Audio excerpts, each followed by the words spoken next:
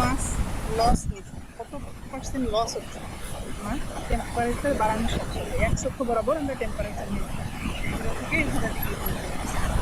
আর এর পাশে নিলাম আমরা 0 থেকে মাস লস হচ্ছে 0 থেকে 100, এর বেশি তো আর পার্সেন্টেজ হবে না। মানে শুরুতে যেটা আছে যেটা নিলাম আমরা 100, যখন আমরা 400 ডিগ্রি 450 ডিগ্রি সেন্টিগ্রেড দেখো টেম্পারেচার পর্যন্ত আসলাম, তখন তার তেমন কোনো লস নেই। এটা একটা পলিমারিক মেমব্রেন নিয়েছে, ঠিক আছে। পলিমারিক মেমব্রেন তারা কি করছে, একটা এক্সপেরিমেন্ট করছে, এবং ওই এক্সপেরিমেন্টে তারা পিওর পলিমার নিয়েছে, তারপরে পিওর পলিমার আর আরেকটা হচ্ছে আমরা কম্পোজিট পলিমার বানিয়েছি দুইটা। একটা হচ্ছে বেন্টোনাইট নামে আর একটা পিলার ইউজ করছি, এটা হচ্ছে অজার উড নামে আরেকটা আমরা পিলার ইউজ করছি। ম্যাট্রিক হিসেবে ব্যবহার করছি হচ্ছে পলিসালফোনেট পলিমার, পিওর পলিমার নিলাম। তারপরে আমরা অন্যগুলো অ্যাড করলাম, যে পলিসালফোন নীল রঙেরটা। তারপরে এটা হচ্ছে আরেকটা ম্যাটেরিয়াল, তার 3টা ম্যাটেরিয়াল আমরা বানালাম। এটা হচ্ছে গিয়ে পিওর পলিমার, একটা হচ্ছে পলিমার, আর একটা অ্যাড করছি, দুইটা মিলে আমরা একটা কম্পোজিট তৈরি করছি, বেন্টোনাইট আর অজার উড লিখছি। অজার 3 ধরনের আমি মেমব্রেন বানাইছি। আমি দেখলাম সে কত ডিগ্রি পর্যন্ত টেম্পারেচার সহ্য করতে পারবে। 400 ডিগ্রি পর্যন্ত। এই যে প্রথম দুইটার কথা বলতে বলি, নীল রং আর পলিসালফোন, বেন্টোনাইট আর হচ্ছে পলিসালফোন, এই দুজনের দেখো 0 থেকে 400 পর্যন্ত তাদের ওয়েট প্রায় একই আছে, প্রায় 100%, তেমন কোনো লস নাই, প্রায় একটা স্ট্রেট লাইনের পাচ্ছি। তো স্ট্রেট লাইন যেহেতু পাচ্ছি, এরপরে কি করছি, যখন আমি টেম্পারেচার আরও বাড়াচ্ছি 450, হয়তো প্রায় 500-এরও বেশি গেছে, যখন এর চেয়ে আর একটু বাড়ানো শুরু করলাম, তখন দেখো আস্তে আস্তে সে ওয়েট লস হওয়া শুরু হচ্ছে, নিচের দিকে স্ট্রেট আসতেছে। অর্থাৎ এখানে 500 ডিগ্রি পর্যন্ত, 500 থেকে 550 পর্যন্ত সে এই যে আস্তে আস্তে কমতে কমতে 90, 80 প্রায় অতটুকু কমে গেছে।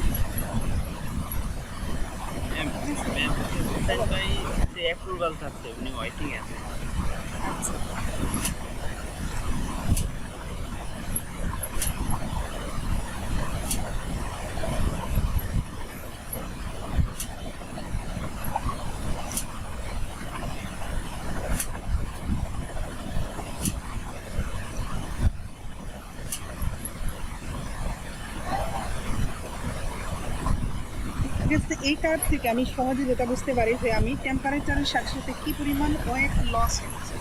ধর আমি 10 গ্রাম দিয়ে তুমি শুরু করছো, এটা ওয়েট আমরা 100% করে নিচ্ছি। এরপরে দেবো আস্তে আস্তে তার ওজন আস্তে আস্তে কমতে থাকবে। এখানে সরাসরি আমাকে দেখাবে যে টেম্পারেচারের সাথে সাথে তার কি পরিমাণ লস হচ্ছে। এখানে 100% আছে, এখানে 90% আমরা পাইছি, তার মানে 10% লস হয়ে গেছে। এখানে 80 পাচ্ছে, তার মানে 20% লস হয়েছে, ঠিক আছে। কতটুকু থাকতেছে আমি এই গ্রাফ থেকে আমি জানি যে কত ডিগ্রি টেম্পারেচার পর্যন্ত এ হচ্ছে তোমার ওয়েট লেস হবে না, আর কত টেম্পারেচার কত পার্সেন্ট তার ওয়েট লস হবে, সেই ধারণাটা পাই আমরা এটা, ঠিক আছে।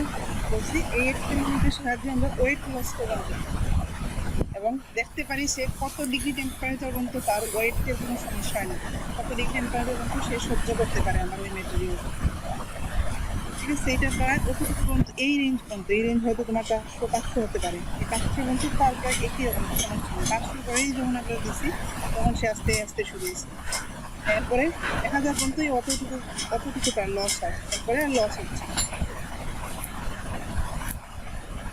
ঠিক আছে। এই লসটা আসলে কি কি কারণে হয়, কোনো একটা কেমিক্যাল টেম্পারেচার বাড়ার সাথে সাথে কেমিক্যাল রিয়াকশন হতে পারে, এবং কেমিক্যাল রিয়াকশনে গ্যাসিয়াস সাবস্টেন্স তৈরি হতে পারে, সেই গ্যাসিয়াস সাবস্টেন্সগুলো আস্তে আস্তে রিমুভ হচ্ছে, এ কারণে ওয়েট লস হতে পারে।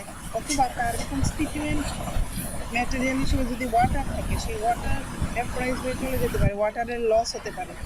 তার ক্রিস্টাল স্ট্রাকচারের মধ্যে যদি তোমার ওয়াটার থাকে, সেই ওয়াটার টেম্পারেচার বাড়ার সাথে সাথে ওয়াটারটা ভেপার হয়ে চলে যাচ্ছে, এ কারণে ওয়েট লস হতে পারে।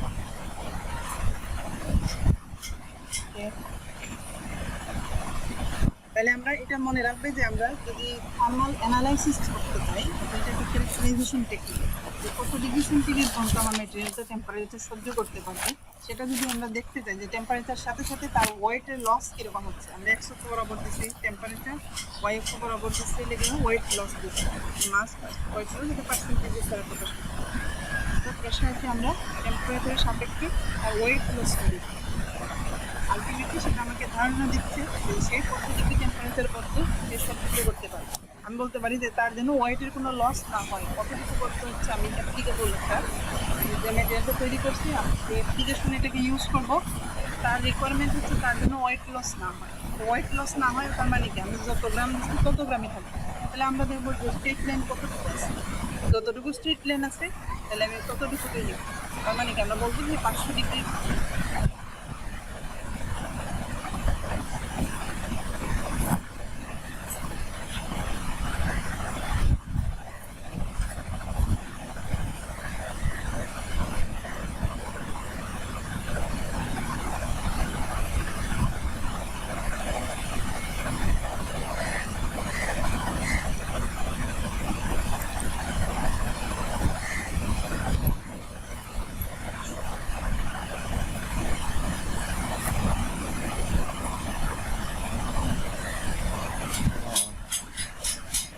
হুসেন ভাইও ম্যাম হুসেন ভাইও নিয়ে চেষ্টা করি। আমি একটু অটো অ্যাপ্রুভালটা ওয়েট করে রাখলে সুবিধা হতো। শুনো এখানে তো আমি এরকম কোনো অপশন দেখতেছি না, তুমি যেটা বলছো। এটা অটো অ্যাপ্রুভাল তো ম্যাম আছে ইয়াতে, আপনার যে নিচে মিউট অলের সাথে অপশন যে আছে ওইখানে আছে। এই যে মিউট অল দিলাম, মিউট সাথে কই আছে? না, মিউট অলের সাথে যে তিনটে ডট ওখানে। হ্যাঁ হ্যাঁ হ্যাঁ, তিনটে ডট আছে এখানে নাই। আর call to unmute R report এই দুইটা ছাড়া কিছুই আছে না আমার।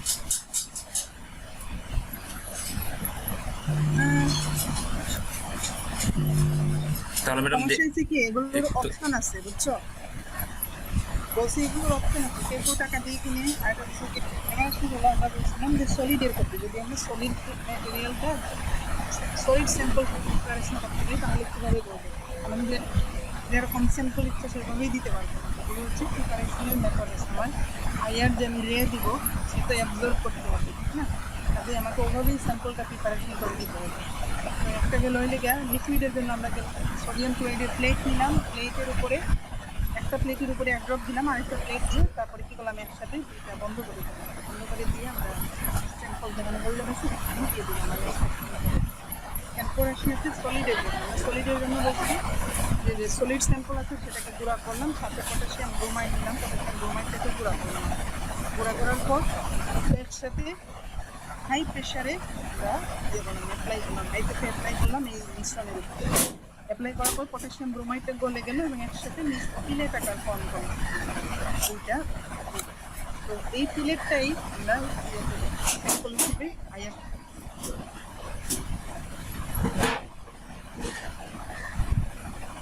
ছিলাম যে ওরকম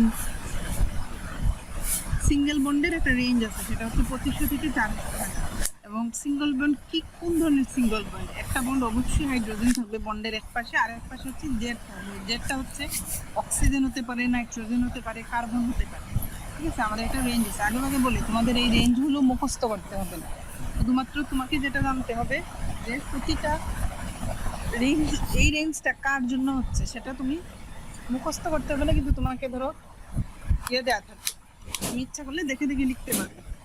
বলছি রেঞ্জ মুখস্থ করার দরকার নেই, শুধুমাত্র যেটা কোনটা ব্যান্ড কীরকম দেখতে এই জিনিসটা তোমার জানতে হবে। আচ্ছা, প্রথমে গেল হচ্ছে আমি বললাম 2500 থেকে 4000-এর মধ্যে ZH সিঙ্গেল বন্ড। এরপরে হচ্ছে 2000 থেকে 2500 যেটা, সেটা হচ্ছে ট্রিপল বন্ড রিজিয়ন। কোন কোন ট্রিপল বন্ড হতে পারে? কার্বন কার্বন ট্রিপল বন্ড হতে পারে, কার্বন নাইট্রোজেন ট্রিপল বন্ড হতে পারে। এরপরে আসি ডাবল বন্ড। ডাবল বন্ডের রিজিয়ন হচ্ছে তোমার 1500 থেকে এই যে 1500 থেকে 2000-এর মধ্যে। এটা এই কালারটা হচ্ছে ডাবল বন্ডের জন্য। ডাবল বন্ডের মধ্যে কে কে আছে? কার্বন কার্বন ডাবল বন্ড আছে আর কার্বন অক্সিজেন ডাবল বন্ড আছে। এরপরে আসি 1000 থেকে 1500। এই 1000 থেকে 1500-এর মধ্যে সিঙ্গেল বন্ড আছে। কোন সিঙ্গেল বন্ড? কার্বন আর অক্সিজেনের মধ্যে যে সিঙ্গেল বন্ডটা থাকবে সেটা, ঠিক আছে? এবার এখানে আমরা 1500 থেকে উপরে আর 1500 থেকে নিচে এই দুইটা রিজিয়ন রে দুইটা নামে ডাকি। এটাকে বলতেছি ফিঙ্গারপ্রিন্ট রিজিয়ন। 1500 থেকে তার নিচের যে অংশটা সেটাকে আমরা বলি ফিঙ্গারপ্রিন্ট রিজিয়ন। 1500 থেকে তার উপরের যে অংশ এই গ্রুপটাকে আমরা বলি ফাংশনাল গ্রুপ রিজিয়ন, ঠিক আছে? সাধারণত ফাংশনাল গ্রুপগুলো এখানে আছে। ফিঙ্গারপ্রিন্ট রিজিয়ন প্রতিটা যৌগের জন্য আলাদা আলাদা আলাদা আমরা ইয়ে পাই, ঠিক আছে? আছে। মেইনলি আমাদের মেইন উদ্দেশ্য হচ্ছে আমরা 1500 অথবা 1500 থেকে তার উপরের অংশ দেখবো, যাতে আমরা ফাংশনাল গ্রুপগুলো সম্পর্কে জানতে পারি। এবার আসি, প্রথমে শুরু করি একটা ফাংশনাল গ্রুপ দিয়ে, যেটা হচ্ছে হাইড্রোক্সিল গ্রুপ, OH যেটা বলতেছি আমরা।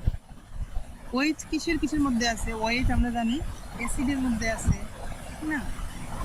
অ্যালডিহাইডের মধ্যে আছে, অ্যালকোহলের মধ্যে আছে, তারপর হচ্ছে তোমার অ্যাসিডের মধ্যে আছে। অ্যাসিডের কার্যকরী মূলক যদি আমরা বলি ফাংশনাল গ্রুপ, সেটা হচ্ছে এটা COOH। আর অ্যালকোহলের OH আর অ্যালডিহাইডের হচ্ছে CH। তো অ্যালকোহলের সরাসরি তো আমি OH পেলাম, আর অ্যাসিডের ক্ষেত্রে যে এখানে আছে OH। ঠিক আছে, 3 ধরনের যৌগে আমরা জানি OH আছে। এখন এটা আসলে ডিপেন্ড করবে কার্বের শেপের উপরে। কার্বের আমরা যে ব্যান্ড নিব, ব্যান্ডের শেপের উপর ডিপেন্ড করবে, তার ইন্টেন্সিটির উপর ডিপেন্ড করবে, আর হচ্ছে সে পিকটা দিতেছে কততে, তার উপর ডিপেন্ড করে আমরা জানতে পারি এটা কি অ্যাসিড নাকি অ্যালকোহল নাকি তোমার অ্যালডিহাইড। যেমন ধরো এখানে যদি আমরা দেখি অ্যালকোহলের ক্ষেত্রে, এখানে বলছে 2 বিউটিন 1 অল, তার মানে কি 1 অল যেহেতু আছে, বুঝতেই পারতেছি এটা একটা অ্যালকোহল জাতীয় যৌগ। এই যৌগের আমরা যখন ইয়ে তৈরি করি, স্যাম্পল প্রিপারেশন করার পর যখন আমরা IR স্পেকট্রোমিটারে দিলাম, দেওয়ার পর দেখলাম যে ওখানে এরকম একটা আমাদের স্পেকট্রাম শো করছে। এই পাশে ওয়াই অক্ষ বরাবর স্পেকট্রামে থাকে হচ্ছে তোমার পার্সেন্টেজ ট্রান্সমিটেন্ট, আর এই পাশে থাকবে হচ্ছে তোমার ওয়েভ নাম্বার রেখা। ঠিক আছে, বলছে আমরা সাধারণত 3200 থেকে 3600 এর মধ্যে অ্যালকোহলের জন্য পাই, এবং এই পিকটা তুলনামূলক হচ্ছে একটু ইন্টেন্স থাকে, অর্থাৎ নিচের দিকে পাবো আমরা। ঠিক আছে, উপর থেকে শুরু করে নিচের দিকে আসতেছে এবং একটু ব্রড, একটু মোটা হয়। এই যে দেখো এখান থেকে শুরু করে এটা শার্প না, কিন্তু এই যদি আমি একটা পিকের কথা বলি, দেখো এটা খুবই চিকন একটা পিক, কিন্তু এটা হচ্ছে তোমার একটু ব্রড, এরকম শেপের হলে সেটাকে আমরা বলতেছি অ্যালকোহল। অ্যালকোহলের পিক, এবং সে আমাকে কততে দিতেছে দেখো 3300 মানে 3000, এদিকে 3000 থেকে এপাশে আসতেছে আমার 4000। তাহলে আমরা যদি পিক নিব, এই যে মানে শেষের যে অংশটা, মাঝখানের যে অংশ, শেষের না নিচের দিকে, আমরা যে পিক যেটা পাবো, সেই পিকের অংশ থেকে নিচের দিকে দেখবো কততে সে ছেদ করছে। তো যততে ছেদ করছে সেটা হচ্ছে ওই পিকের তোমার ওয়েভ নাম্বার, যে অত ওয়েভ নাম্বারে আমরা এই পিকটা পাইছি। অর্থাৎ এই ব্যান্ডের জন্য আমরা পিক পাইছি কত ওয়েভ নাম্বার, তাহলে সেটা হচ্ছে 3300/সেন্টিমিটার। যদি এরকম হয় তাহলে আমরা ধরে নিতে পারি যে এটা হচ্ছে একটা অ্যালকোহলের যৌগ।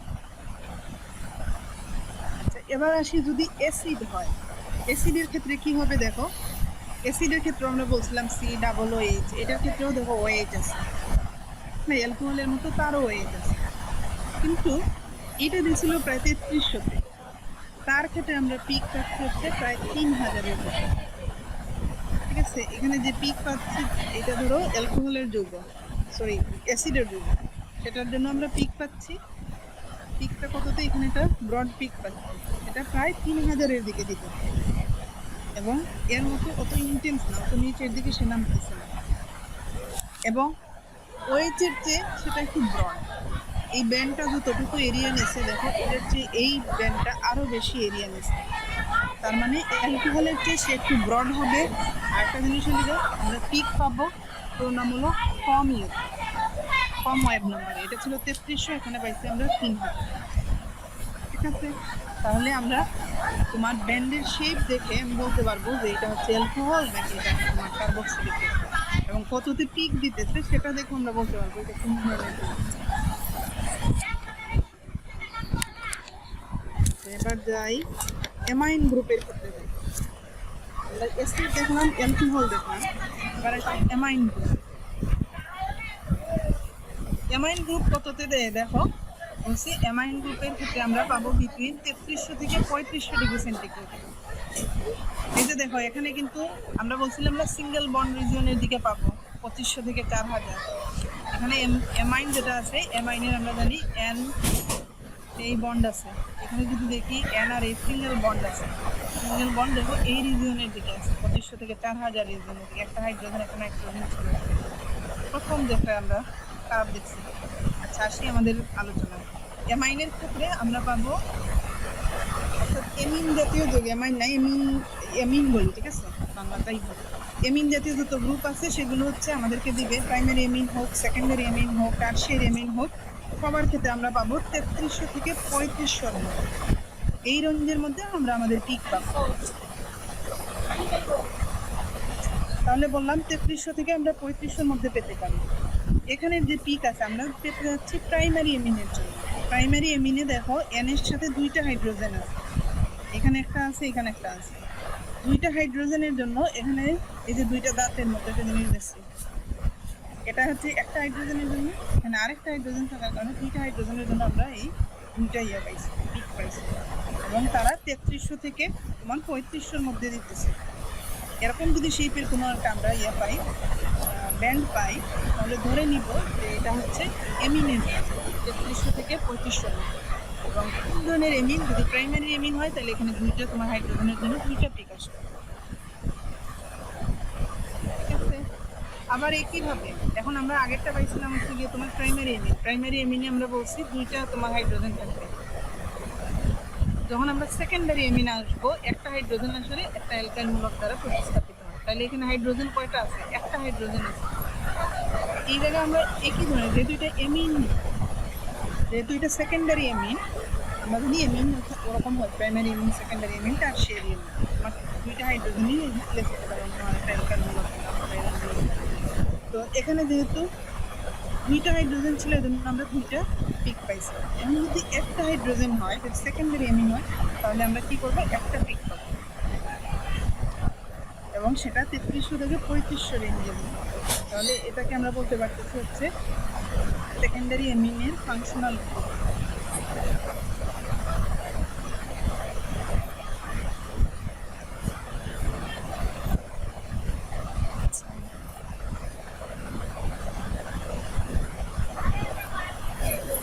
এখানে দেখো কার্বনিল মূলক যেটা আছে সিও, সিও কোন কোন যৌগে থাকতে পারে? তোমার সিও বলছে আমার অ্যালডিহাইডেও থাকতে পারে, তারপরে বলছে তোমার কিটোনেও থাকতে পারে, ইথারেও থাকতে পারে, ঠিক আছে। বিভিন্ন ধরনের যৌগতে, বিভিন্ন ধরনের যৌগে কিটোন মূলক আমরা কততে আসলে পিক পাবো এবং তার ব্যান্ডের রেঞ্জ কত সেটা আমাদের দিয়ে দিচ্ছে। অর্থাৎ এই রেঞ্জের মধ্যে আমরা পিক পেতে পারি যদি সেটা সিও 8 জাতীয় যৌগ হয়। যদি সেটা অ্যালডিহাইড মূলক হয়, অ্যালডিহাইডের ক্ষেত্রে আমরা অটোতে পাবো। যদি কিটোন হয় সেক্ষেত্রে আমাদের পিক পাওয়ার রেঞ্জ হচ্ছে। যদি আমার অ্যানহাইড হয়, মানে অ্যামাইড মূলক হয়, অ্যামাইডও আমরা জানি সিও NH2 এরকম থাকে, তাহলে সেক্ষেত্রে আমরা পিক পাবো এই রেঞ্জে, ঠিক আছে। তোমাদের বলতেছি এগুলো কিন্তু মুখস্থ করতে হবে না, ঠিক আছে। তোমাদের পরীক্ষা দেওয়া হবে, তোমার কাজ হচ্ছে এটা যদি এরকম দেখে আসলে কোন ধরনের যৌগ হতে পারে, ঠিক আছে। তোমার শুধু জানা দরকার ব্যান্ডটা কোন কোন ফাংশনাল গ্রুপের এই ব্যান্ড, ঠিক আছে। এটা হচ্ছে তোমার যেটা মেইনলি জানার কথা।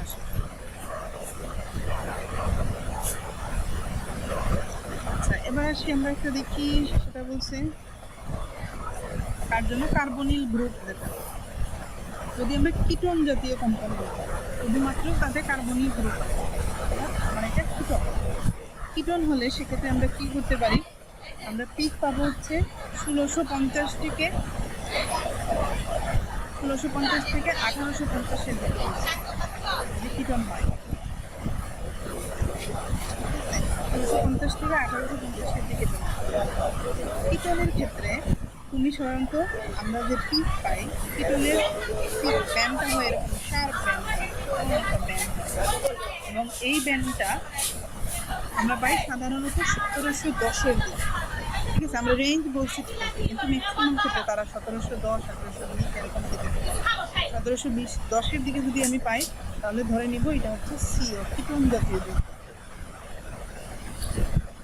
ম্যাম, একটা কথা বলতে চাচ্ছিলাম, তাহলে পরীক্ষায় যদি এরকম ইয়া না থাকে, আপনার নাম্বার দেওয়া না থাকে, আমাদের তো জাস্ট ফিগার দেখে বুঝতে হবে এটা কোন গ্রুপের মধ্যে পড়ছে, এটাই তো?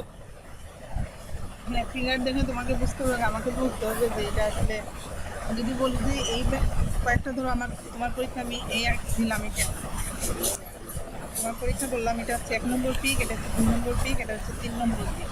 এই আমাকে 3টা পিক থেকে তুমি কি কি ইনফরমেশন কালেক্ট করতে পারো আমাকে জানানোর জন্য, ঠিক আছে। প্রতিটা পিক দেখে তুমি কিভাবে বুঝবে যে এটা কার কার পিক? তাহলে তুমি আমাকে বলবে যে 2 নম্বর পিকের যদি কথা বলি, যে যদি কিটোন জাতীয় কম্পোনেন্ট হয় তাহলে সে পিকের রেঞ্জ হচ্ছে অত, মেইনলি মানে ব্যান্ডের রেঞ্জ হচ্ছে তার অত, মেইনলি সে পিক দেয় হচ্ছে 1710, 10 ওয়েব নাম্বার যেটা আছে সেটাতে। যেহেতু এটা 1710 নম্বরের পিকটা দেখা গেছে, কাজেই আমরা বলতে পারি যে এটা এর এক কিটোন জাতীয় যৌগ। আমরা যে যৌগটা, যৌগের নাম তুমি বলতে পারবা না, কিন্তু যে যৌগটা সেটা তার ফাংশনাল গ্রুপ অবশ্যই কিটোন জাতীয় যৌগের ফাংশনাল গ্রুপ আছে এখানে। ঠিক আছে, এভাবে উত্তর দেওয়া লাগবে। জি ম্যাম। আর একটা বিষয় হচ্ছে এখানে তোমাকে মুখস্থ করতে হবে যে অত, ধরো 1650 থেকে 1850, সেটা হচ্ছে কিটোনের রেঞ্জ, ওগুলো তোমাকে মুখস্থ করে আসতে হবে।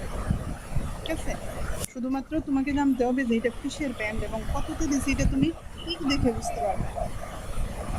বলছি এখানকার ধরো প্রতিটার ক্ষেত্রে যদি আমি যাই, অন্যগুলোর ক্ষেত্রেও দেখি এখানে কততে পিক দিচ্ছে, যে এটা মাঝখানের যে বিন্দুটা কততে পিক দিচ্ছে, এই পিক দেখে আমরা বলতে পারবো যে এটা কততে দিচ্ছে। নিচে এসে দেখবো ওয়েব নাম্বার, কত ওয়েব নাম্বারে দিচ্ছে। ঠিক আছে, জি ম্যাম। তার লাস্ট চূড়ার যে বিন্দুটা, চূড়ার বিন্দু কততে দেওয়া হয়েছে এটা নিচ থেকে তুলে আনবো। এইগুলো গেল। আর কি গ্রুপ আছে এখানে? আর হচ্ছে এলডিহাইড। এলডিহাইডের কথা আমরা বলছি, এলডিহাইডেও তোমার সিও মূলক আছে। তো এলডিহাইডে যদি সিও মূলক থাকে, এটা কি আসলে আমি তো আর জানি না, কারণ আমি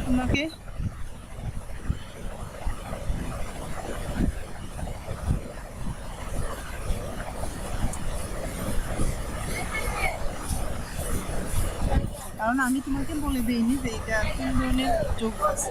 তুমি জানো এটা হয়তো এলডিহাইড হতে পারে, এটা কার্বনিল মূলক কিটোন জাতীয় যৌগ হতে পারে।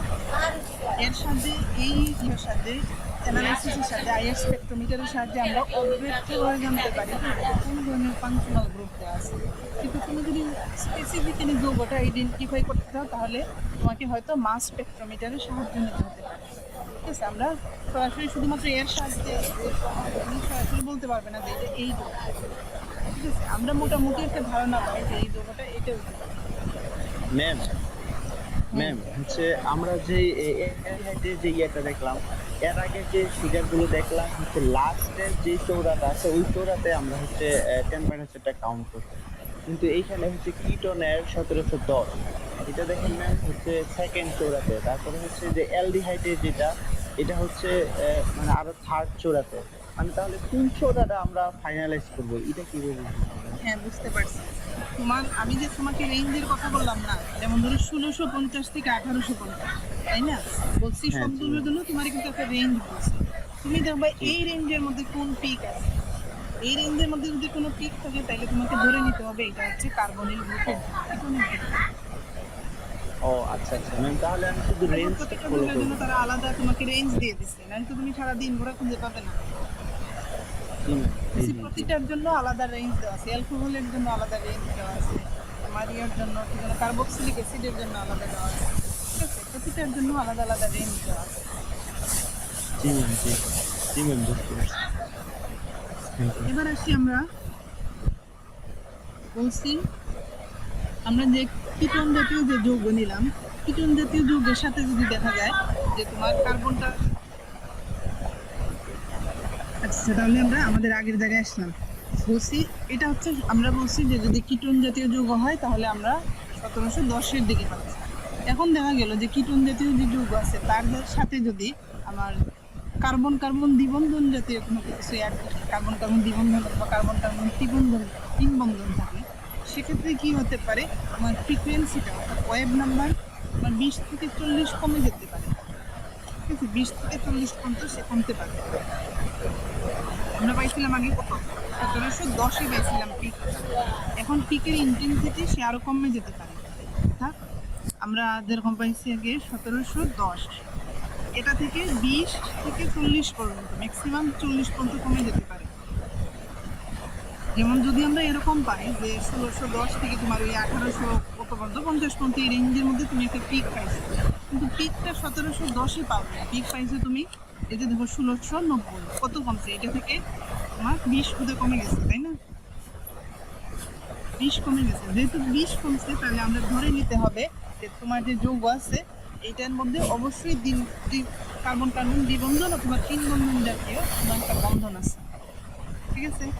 বলছি এটা হচ্ছে আরেকটা চিনার উপায়। যদি দেখা যায় আমার ফ্রিকোয়েন্সিটা কমে যায়। আচ্ছা, এবার আসি অ্যালডিহাইডের ক্ষেত্রে।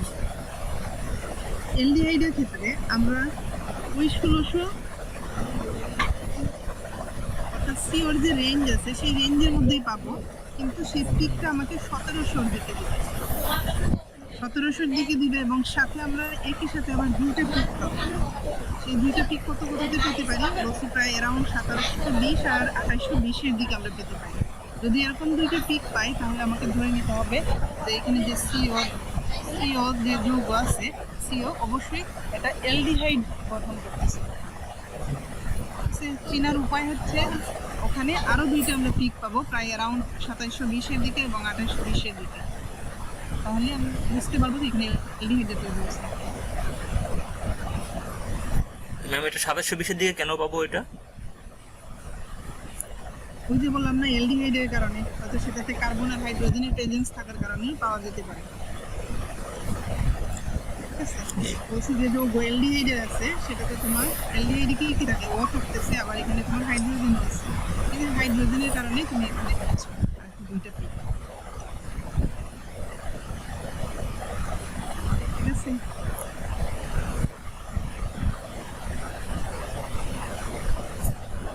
ম্যাম ফরিদ মনে হয় ঢুকতে পারতেছে না। বলছি এখানে কার্বন আর হাইড্রোজেন বন্ধন থাকার কারণে এটা হচ্ছে তার চিনার উপায় আছে, ওখানে আমরা দুইটা পিক পাবো। ঠিক আছে, বলছি যারা ধরে এটা লিখছে এরা বলছে যে কার্বন হাইড্রোজেনের প্রেজেন্সের কারণে আমরা এখানে আরো দুইটা পিক পাচ্ছি, যদি সেটা অ্যালডিহাইড জাতীয় যৌগ হয়, এর বেশি জানি না। ওকে,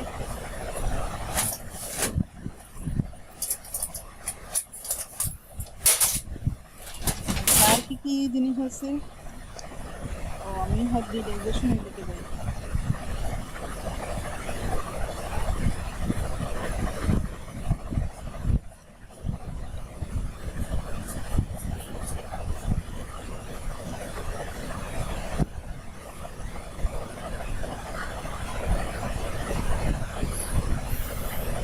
এবার বলছি আমরা জানি যে কার্বনের অণু সংকরণ আছে, sp3 সংকরণ আছে, sp2 আছে, sp আছে। তারা এখানে একটা পিক দিচ্ছে যেটা আমাদের হচ্ছে sp3 এর ক্ষেত্রে, অর্থাৎ কার্বন হাইড্রোজেন আমার সিঙ্গেল বন্ড আছে। যদি কার্বন আর হাইড্রোজেনের বন্ধনটা যেমন আমরা এরকম পাই, অ্যালকেনও হতে পারে, ধরো তুমি হেক্সেন জাতীয় কোনো একটা যৌগ আছে, তুমি পুরোটা অ্যানালাইসিস করছো এবং দেখছো যে এখানে আমরা মানে বিভিন্ন গ্রুপের জন্য যে যৌগ পাই, বিভিন্ন গ্রুপের জন্য আমরা যে ইয়েগুলো পাই, পিকগুলো পাই, এখানে কোনো পিক দেওয়া নাই। অথবা এমনও হতে পারে ধরো তোমার 4 কার্বন বিশিষ্ট অ্যালকোহল হতে পারে, এরকম হতে পারে, অথবা 3 কার্বন বিশিষ্ট CH3 CH2 এরকম ওয়েস থাকতে পারে। ঠিক আছে, এখানে দেখো CH2 মূলক আছে, এখানে CH3 আছে, এটা হয়তো কার্বনের তোমার sp3 সংকরণ, কার্বন হাইড্রোজেনের একক বন্ধন আছে। তো আসলে এখানে CH2 আছে নাকি শুধুমাত্র CH3 আছে নাকি সেটাতে CH2 আছে, সেগুলো আমরা জানতে পারি হচ্ছে এখানকার এরিয়ার পিক দেখে।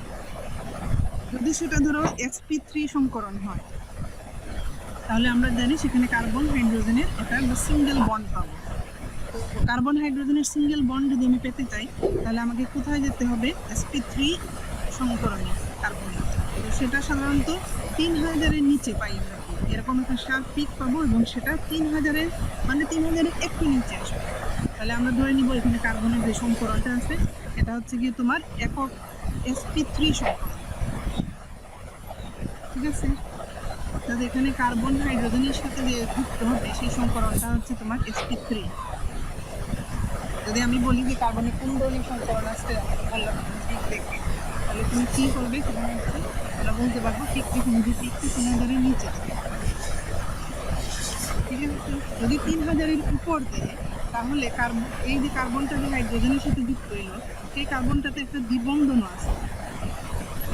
যদি sp2 সংকরণ হয় তাহলে কার্বনের সাথে একটা দ্বিবন্ধন যুক্ত আছে, সেটা আমরা পাবো কোথাতে, 3000-এর একটু উপরে বাড়বে, একই ধরনের শেপের কার্ভ পিক আসবে, কিন্তু এটা হবে 3000-এর মধ্যে।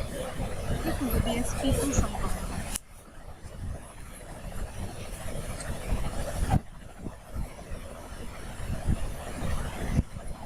না, তোমাদের এখানে ওরা সুন্দর করে সব লিখে দিচ্ছে যে আমরা কত কত পাবো, কার জন্য কিনবো। এবার আমরা যদি ট্রিপল বন্ড রিজনে যাই, কোন ট্রিপল বন্ড আসলে কাজ, ট্রিপল বন্ড কার কার জন্য হতে পারে সেটা আমরা দেখবো হচ্ছে, বলছিলাম ওরকম 2100 থেকে 2260-এর মধ্যে। সে তোমার প্রথমে শুরু করছিলাম এরকম আমরা একটা রেঞ্জ দিয়ে করছিলাম। ট্রিপল বন্ড এখানে হচ্ছে তোমার 2000 থেকে 2500 করছে, তারা এখানে একটু স্পেসিফাই করছে যে আমরা যদি কার্বন কার্বন ট্রিপল বন্ড আর কার্বন নাইট্রোজেন ট্রিপল বন্ড পেতে চাই, যেটা সাধারণত 2100 থেকে 2260-এর দিকে আমরা পেতে পারি।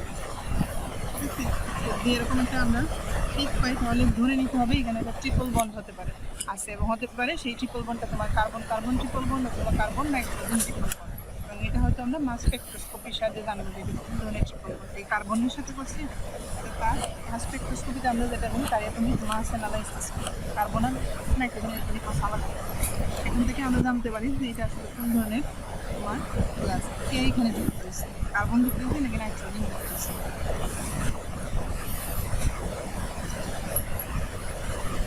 এবার আসি কার্বন কার্বন ডাবল বন্ডের কথা। আমরা তো গেলাম হচ্ছে তোমার যে যৌগ আছে, যদি দেখা যায় এটা সরল যৌগ, কোনো ধরনের অন্য কোনো তোমার কার্বন কার্যকরী গ্রুপ নাই, শুধুমাত্র তোমার দ্বিবন্ধন আছে, তাহলে সেক্ষেত্রে আমরা কোথায় পাবো দ্বিবন্ধনটা? 1620 থেকে 1680-এর দিকে পেতে পারি, এই যে এখানে। এবং পিকটা দেখো শার্প পিক কিন্তু ছোট, এই অংশে পেলাম এই কার্বন কার্বন দ্বিবন্ধনের জন্য। এখন এতক্ষণ আমরা বলছি ধরো সরল শিকলযুক্ত যৌগ হতে পারে, যদি দেখা যায় আমি অ্যারোমেটিক যৌগ কি নাই, এটা কি তোমার অ্যারোমেটিক যৌগ নাকি অ্যারোমেটিক যৌগ না, সেটা আমরা আসলে কিভাবে চিনব? তুমি যে অ্যালকোহল বলো, কার্বক্সিলিক অ্যাসিড বলো, যে কোনোটাই বলো, এটা কি আসলে এখানে অ্যারোমেটিক যৌগ যুক্ত আছে কিনা? যেমন হতে পারে তোমার বেনজোইক অ্যাসিড, আমি অ্যালকোহলের জন্য পেলাম, কিন্তু এটা এই যে তার অ্যারোমেটিক যৌগ আছে, রিং আছে, এটা আমরা অ্যারোমেটিক কিনা নাকি অ্যালিফেটিক যৌগ সেটা আমরা কিভাবে চিনব? অ্যারোমেটিক যৌগ চেনার উপায় হচ্ছে, আমি এই রেঞ্জের দিকে আসবো, দেখবো যে এখানে 3টা পিক পাওয়া যায় কিনা। যদি 3টা পিক দেয় তাহলে আমাকে ধরে নিতে হবে যে এটা হচ্ছে কোন কোন রেঞ্জের মধ্যে 3টা পিক, প্রায় 1600-র দিকে। আরেকটা পাচ্ছি হচ্ছে কি আমি ওরকম 1500, ওয়ান হচ্ছে 1600-এর কাছাকাছি, আরেকটা হচ্ছে 1500-এর কাছাকাছি, আর একটা হচ্ছে 1500-এর নিচে যদি পাই, অর্থাৎ প্রায় 1600, প্রায় 1500, প্রায় 1600, এই যেন তোমার 1500-র নিচে। এরকম যদি 3টা পিক আমরা 3টা এরিয়াতে পাই তাহলে ধরে নিব এটা হচ্ছে এরকম শার্প পিক পাই, এটা তোমার অ্যারোমেটিকের জন্য।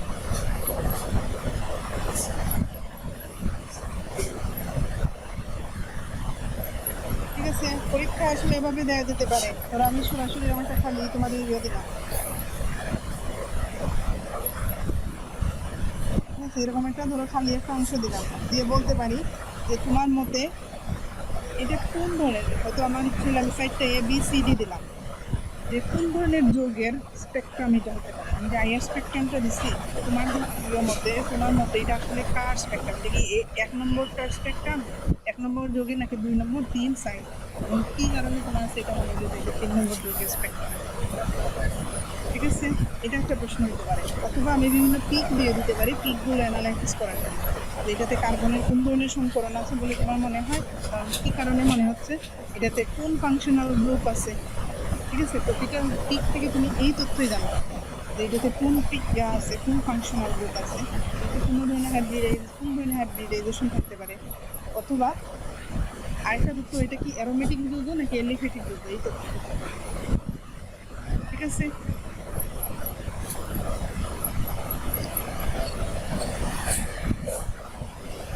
শুনতেছো কি তোমরা? জি ম্যাম। জি ম্যাম, জি ম্যাম, অনেক কঠিন লাগতেছে। ম্যাম, জি ম্যাম। বলছি তোমাদের খুবই বেসিক জিনিস দিচ্ছি, আমার তো এটা 2 পাতা ভরা ছিল, বুঝছো? বলছি আমার স্যার যে সময় ফ্রান্সে পড়াইছে, আমার 2টা পাতা ভরা ছিল বিভিন্ন তথ্য। তো মানে বেসিক ও। তথ্য।